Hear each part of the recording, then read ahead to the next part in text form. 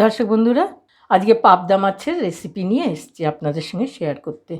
রেসিপিটা আমার মাছটা দেখুন বিশাল বিশাল, আমি ঠিক বুঝে কিনতে পারিনি বলে বিরাট, একটু ছোট হলে ভালো হতো, কিন্তু ঠিক আছে, এটাকে একটু মাঝখান থেকে আমি কেটে নেব। আমি কেটে নিয়ে তারপরে একটু নুন হলুদ মাখাবো। হ্যাঁ, এবার কেটে নিয়ে এর মধ্যে যা যা জিনিস দেবো সেগুলো এখানে সাজিয়ে দিয়েছি। সর্ষে পোস্ত আর একটু টমেটো দিয়ে আমি এটা অনেক নেমন্তন্ন বাড়িতে আমরা এরকমই খেয়েছি, সর্ষে পোস্ত দিয়ে এই রান্নাটা হবে। আমি মাছটা কেটে এনে নুন হলুদ মাখাই। দর্শক বন্ধুরা, আমি কেটে নিয়েছি মাছটাকে, এবার নুন আর হলুদ দিয়ে মাখিয়ে নেব। শুধু নুন হলুদ দিয়ে মাখালেই হবে না, এতে একটু তেল দিতে হবে, কারণ নয়তো খুব ফাটে মাছগুলো, অ্যাক্সিডেন্টের ভয় থাকে, এই জন্য একটু তেল মাখিয়ে মাখিয়ে দেবো।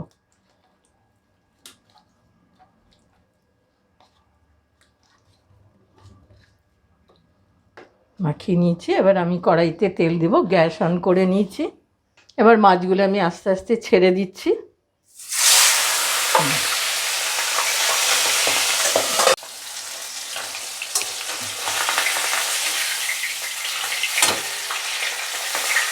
মাছ যতক্ষণ ভাজা হচ্ছে ততক্ষণ সর্ষে পোস্ত এটা আমি পেস্টটা বানিয়ে নিই, লঙ্কা দিয়েছি একটু, এর মধ্যে একটু হলুদ দিতে হয় আর একটু নুন।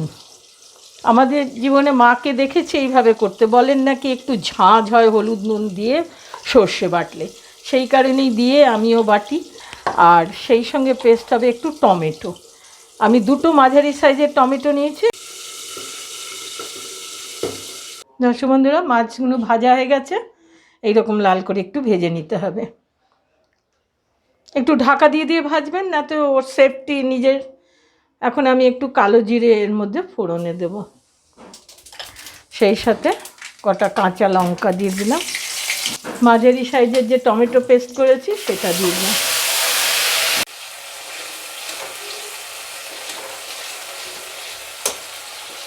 একটু সাঁতরিয়ে নিলাম, 1 টিস্পুন লবণ।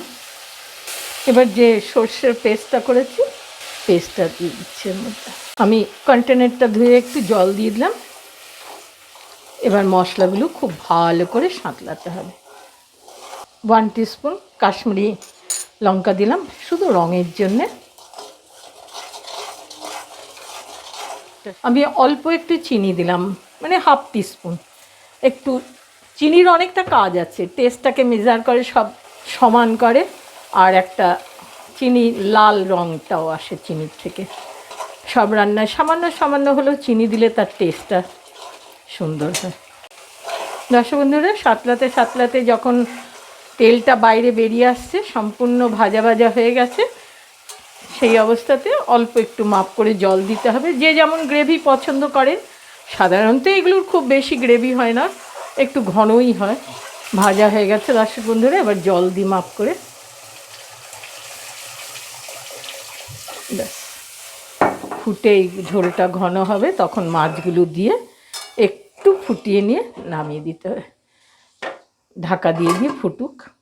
দর্শক বন্ধুরা, এবার মাছগুলো এর ঝোলে দিয়ে দেবো। ঝোলটা ফুটেছে 2 মিনিট, এবার আস্তে আস্তে মাছগুলো দিয়ে দিতে,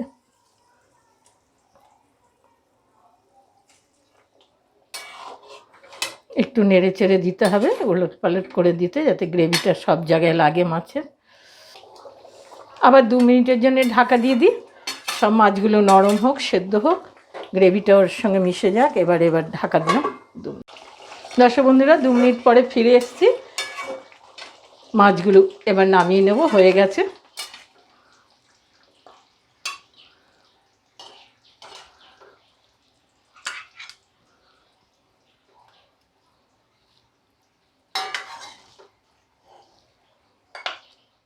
দর্শক বন্ধুরা, পাবদা মাছ সর্ষে পোস্ত দিয়ে যেভাবে রাঁধলাম আপনাদের সঙ্গে শেয়ার করলাম, নেমন্তন্ন বাড়িতে এরকম রাঁধে, খেয়েছেন হয়তো।